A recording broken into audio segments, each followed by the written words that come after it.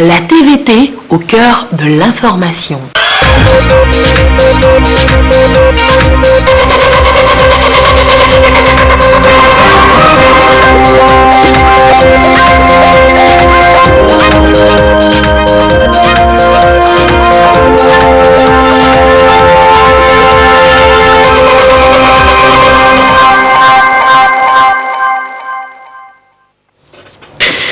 La gestion axée sur les résultats, c'est le leitmotiv du chef de l'État-fort Eswatini Nsibi. Les ministres sont instruits à fonctionner sur le budget programme. Il reste un mode de gestion efficace des finances publiques. Le nouvel exécutif était à un séminaire ce jour pour maîtriser le concept à suivre dans un instant. Le gouvernement togolais mène une lutte sans merci contre l'extrémisme violent. Le phénomène sape les efforts de cohésion sociale. Mais comment la lutte est-elle menée? Vous le saurez tout à l'heure. Voilà pour le sommaire. Où que vous soyez, vous êtes en direct sur la télévision togolaise. Bonsoir, bienvenue dans cette édition. Le palais de la présidence de la République a abrité depuis ce matin un séminaire gouvernemental sur le budget programme. La chef de l'exécutif, Victoire Sidenero Tomega Dogbe, a présidé les travaux. Tous les ministres sont imprégnés de l'utilisation de cet outil de gestion et de planification qui privilégie la performance. Augustin Kossi, reportage. Après avoir pris connaissance du contenu de la feuille de route stratégique pour les 5 prochaines années, les membres du gouvernement à l'école du budget programme. Et c'est le Premier ministre, Victoire Tomega Dogbe, qui donne le ton des travaux. L'exercice est particulier. Il est consacré à une action gouvernementale axée sur les résultats avec une évaluation périodique et régulière.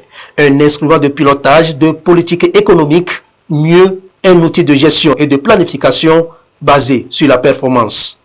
Le budget de programme est essentiellement un instrument de pilotage de politique économique qui apporte plus d'efficience en ce qu'il est, disons, centré sur la gestion axée sur les résultats. Avant, nous avions le budget de moyens. On cherchait les moyens pour, disons, réaliser des activités. On ne tenait pas beaucoup compte de l'efficience de l'activité, c'est-à-dire du résultat produit par l'activité. Aujourd'hui, nous sommes beaucoup plus dans la prospective, un programme sur 3 ans et en même temps, quels sont les objectifs clairs, précis, mesurables, attendus de chaque programme et donc de chaque ministre et de chaque responsable de programme. Cette démarche de performance est voulue et souhaitée par le chef de l'État. Le budget programme reste un mode de gestion des finances publiques avec pour but d'instaurer une plus grande cohérence entre les objectifs de développement et les allocations budgétaires. C'est beaucoup plus d'efficacité, beaucoup plus d'efficience, un suivi parce qu'il y a un cadre de performance qui est établi avec un suivi, des indicateurs de suivi et surtout la redevabilité. C'est-à-dire qu'aujourd'hui, quand on finit de réaliser le budget, il y a un rapport de performance qui est joint et qui est envoyé à la Cour des comptes. Ce mode de gestion budget-programme s'étale sur 3 ans. Il est orienté sur les réformes des finances publiques et figure parmi les directives de l'Union économique et monétaire ouest-africaine, UEMOA. Plusieurs projets de programme attendent l'équipe gouvernementale. Et sur le terrain, des ONG et associations mettent la main à la pâte. L'ONG Songu était en séance de travail avec les populations de Kouabouato et dans le Tône. C'est pour une mission de suivi du projet de promotion des fours et foyers améliorés dans une lutte efficace contre les changements climatiques. Le projet est-il bien exécuté sur le terrain?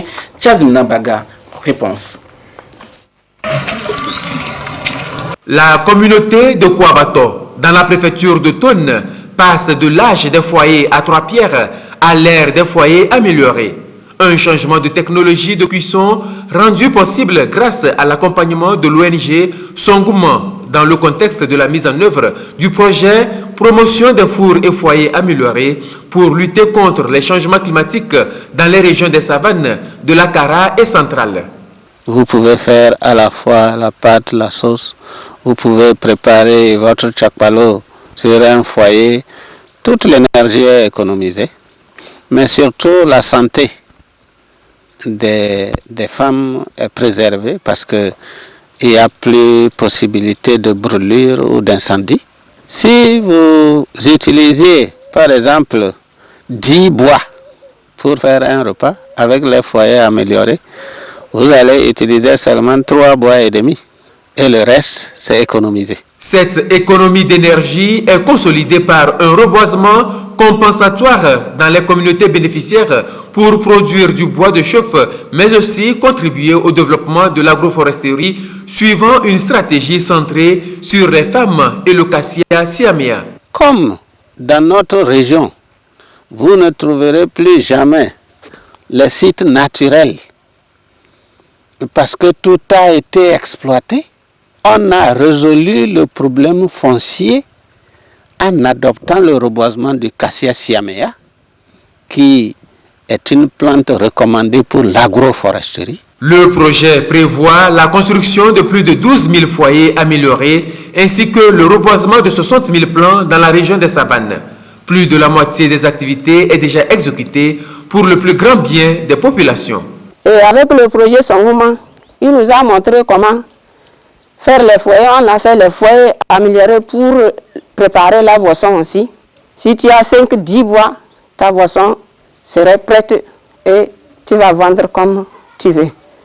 Maintenant, nous remercions le projet Sangoma pour le bienfait. Le projet Promotion des fours et foyers améliorés pour lutter contre les changements climatiques dans les régions des savanes de la Kara et centrale intervient dans le contexte de la mise en œuvre d'un vaste programme d'appui à la lutte contre les changements climatiques, PALCC, financé grâce à un partenariat entre l'État togolais et l'Union européenne.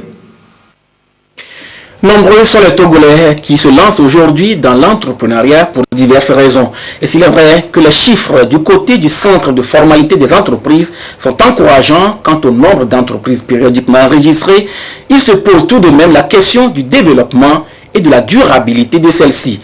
La réussite entrepreneuriale et les défis, c'est un dossier de Chris Agbedinou et de Yatar Hatem.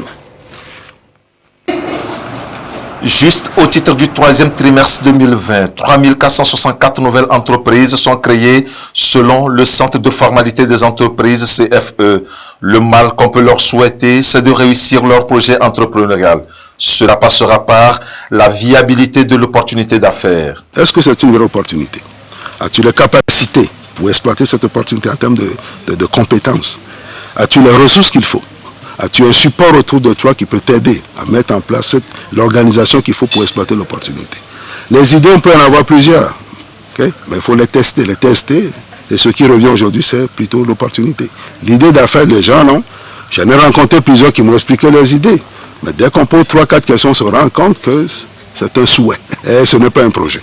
Donc moi, je pense que ce qui domine aujourd'hui pour la réussite entrepreneuriale, c'est plus l'opportunité d'affaires que l'idée d'affaires. Une bonne opportunité d'affaires devra également trouver avant tout un marché domestique acquis à sa cause pour pouvoir créer de la richesse. La consommation locale à grande échelle devient alors une condition incontournable pour le développement des entreprises. Comment former nos gens ou préparer nos gens à accepter consommer local en sachant ce qu'on peut produire ici est d'aussi bonne qualité que ce qu'on produit ailleurs.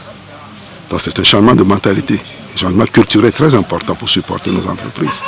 Si on ne le fait pas, on va produire, mais personne ne va l'acheter. On va acheter peu. Qu'est-ce que les économistes, par exemple, proposent pour faire ça? Quels sont les messages qu'on peut lancer à la population? C'est la population qui peut supporter le développement de l'entrepreneuriat. S'ils n'achètent pas ce que l'entrepreneur produit, il n'y a pas de clients. Sans client, pas de revenus. Sans revenus, il n'y a pas d'entreprise. Donc, c'est une chaîne. On doit les préparer que c'est eux, que les gens qui achètent, qui ont leur pouvoir d'achat, qui permet à l'entreprise de vivre.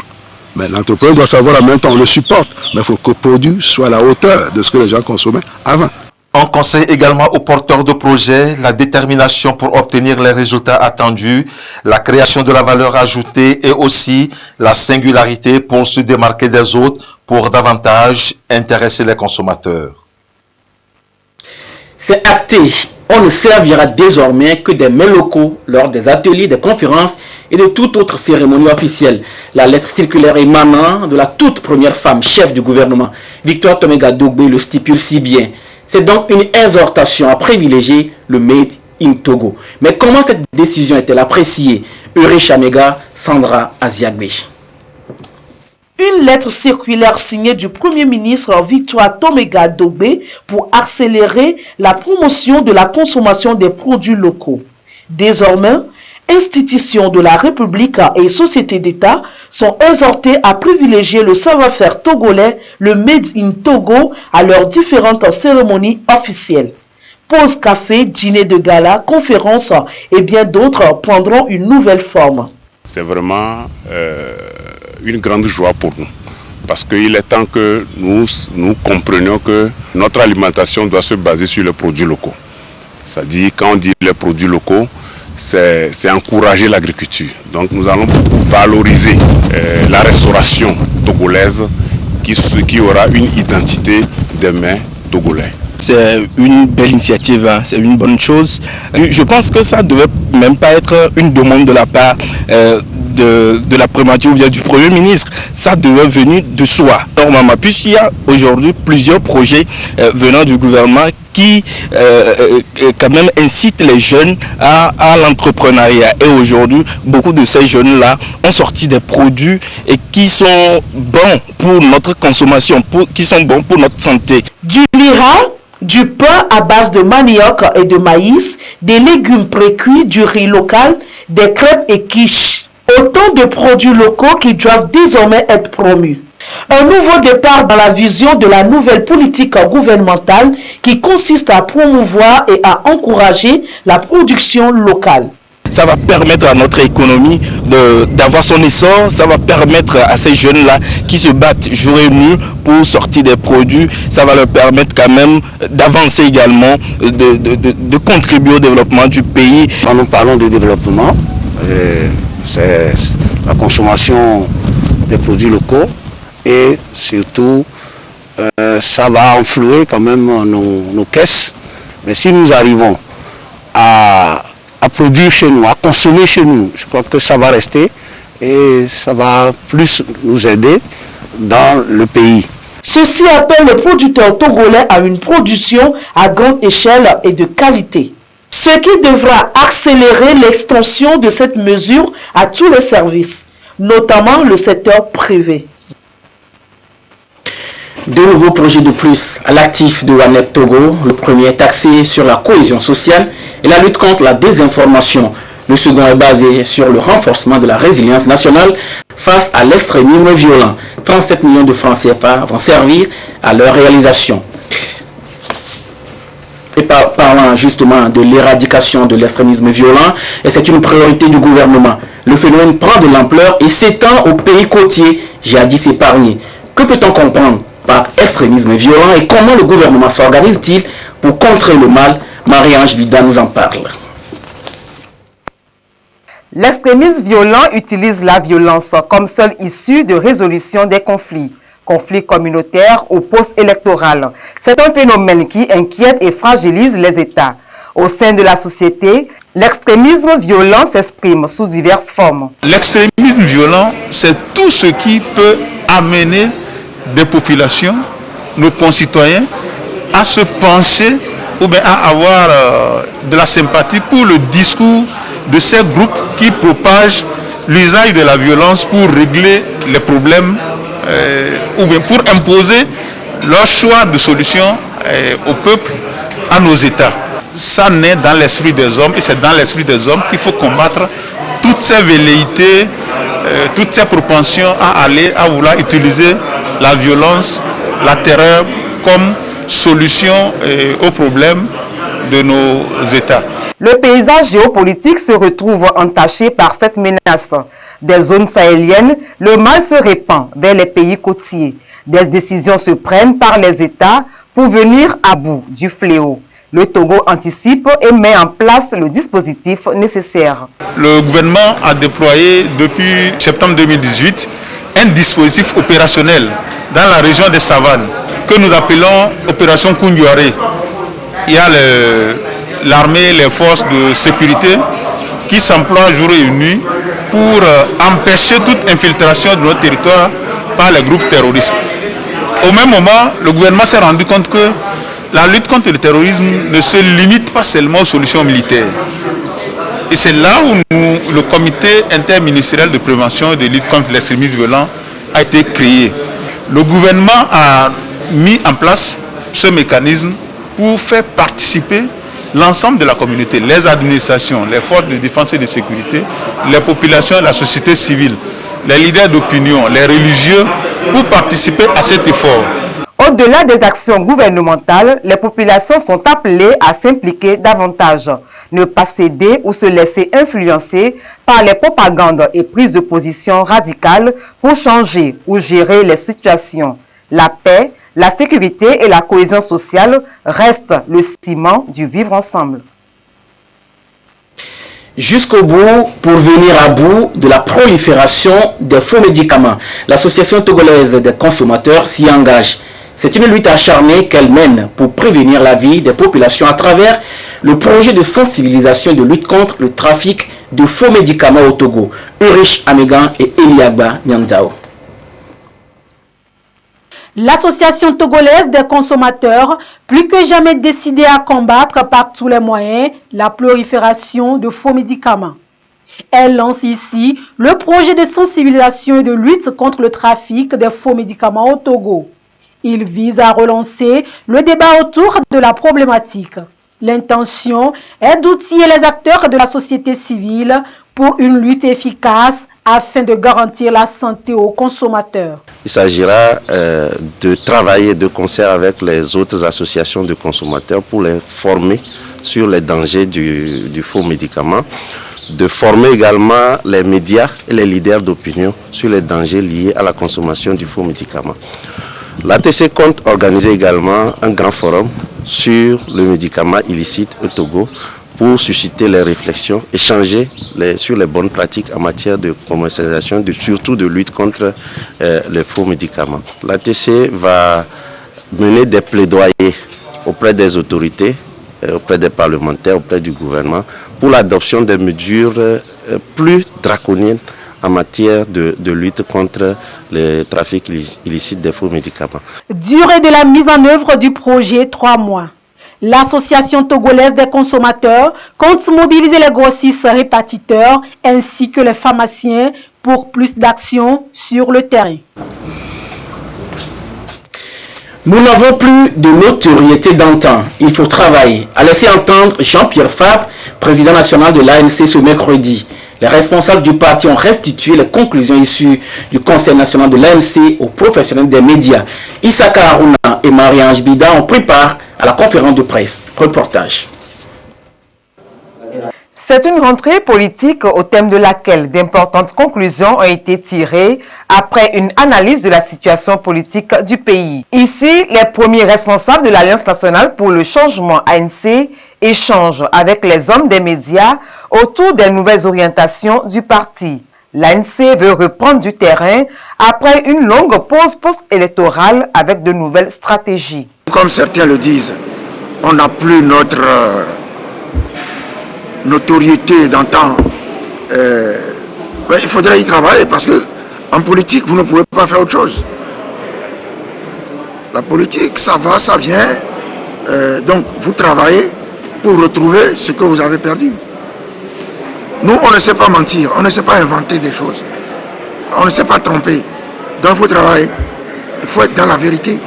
Nous allons expliquer à l'opinion ce qu'elle ne comprend pas. Il faut lui expliquer quelle est la raison de cette situation. Parce qu'il y a beaucoup de confusion. Il faut clarifier les choses, expliquer. C'est tout. C'est reprendre les activités,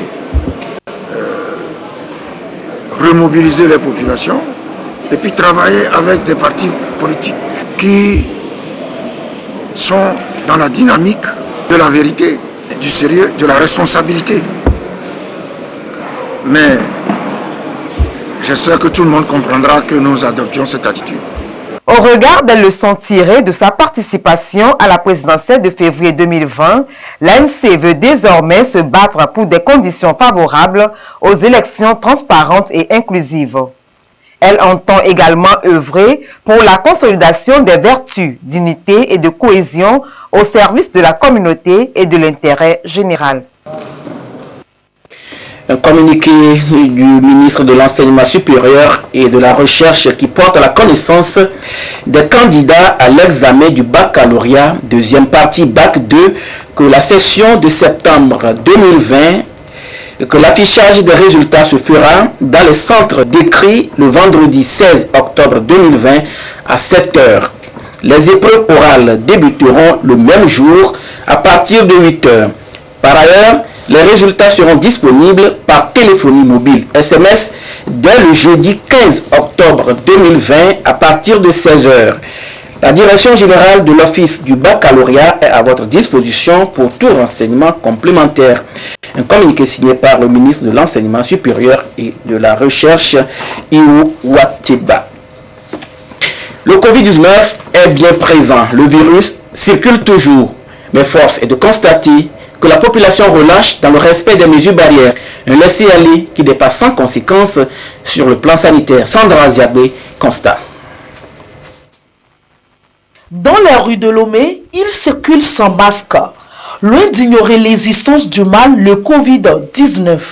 Et pourtant, sortir sans masque est puni au Togo.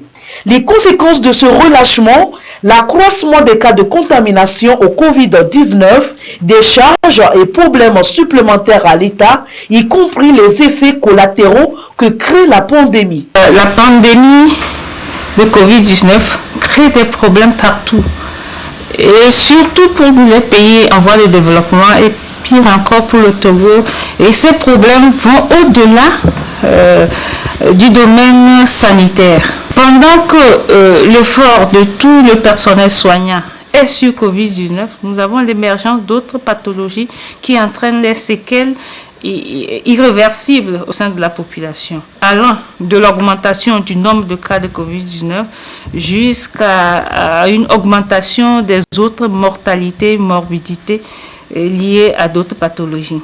Sur le plan économique, le non-respect des mesures barrières entraîne de temps en temps le bouclage et des couvre-feux.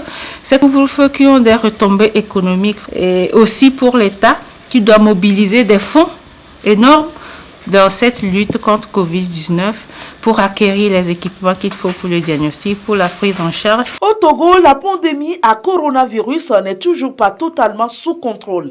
Le constat est triste et amer. Malgré la sensibilisation faite autour de ce mal, on note un laisser-aller dans le respect des mesures barrières. On remarque de plus en plus de relâchement dans le respect des mesures barrières. C'est le triste constat qu'on fait. Malheureusement, certains pensent que ce n'est pas une réalité au Togo parce qu'on ne voit pas beaucoup de personnes mourir comme on entend sur les médias. Nous qui sommes la première ligne de cette lutte, nous vivons cette réalité de l'existence de Covid-19 au Togo. Nous voyons que le nombre de cas reste stationnaire depuis un certain nombre de semaines. Mais non, parce que le nombre de cas graves augmente et malheureusement, nous avons des décès qui suivent. Le gouvernement togolais qui donne les moyens pour qu'on prenne en charge les cas et la population togolaise qui doit faire plus preuve de responsabilité et je dirais au-delà de patriotisme, de reconnaissance vis-à-vis de l'effort fourni par le gouvernement en respectant simplement les mesures barrières. C'est pas grand-chose, mais on y gagne énormément. En moyenne, 800 tests PCR, voire 1200 tests, sont réalisés par jour au Togo. Ceci grâce aux différents laboratoires cliniques mis en place par l'État sur toute l'étendue du territoire. Et à ce jour, mercredi 14 octobre 2020, la situation de la pandémie au nouveau coronavirus se présente comme suit au Togo. Le nombre de cas confirmés est de 1983, 11 nouveaux cas depuis hier. Le nombre de personnes guéries est de 1473, 8 nouveaux guéris depuis hier. Le nombre de cas actifs est de 459. Le nombre de décès est malheureusement de 51. un nouveau décès depuis hier. Un communiqué signé par le ministre en charge de la Santé, le professeur Moustapha Michiyawa. Et en France, Emmanuel Macron déploie le couvre-feu face à l'accélération de la pandémie au nouveau coronavirus. Le président français a annoncé ce mercredi soir un couvre-feu dans 8 métropoles et en l'Île-de-France. Le couvre-feu sera effectif de 21h à 6h et durera au minimum 4 semaines. La mesure commencera à partir de samedi. Retour au Togo, le 1er octobre de chaque année est retenu pour célébrer les personnes âgées. C'est aussi une journée pour apprécier la contribution des personnes du 3e âge dans l'émergence des nations au Togo. Elle sera célébrée en différé. Quelle place le gouvernement accorde-t-il aux personnes âgées? Carmen Madi à Katpo.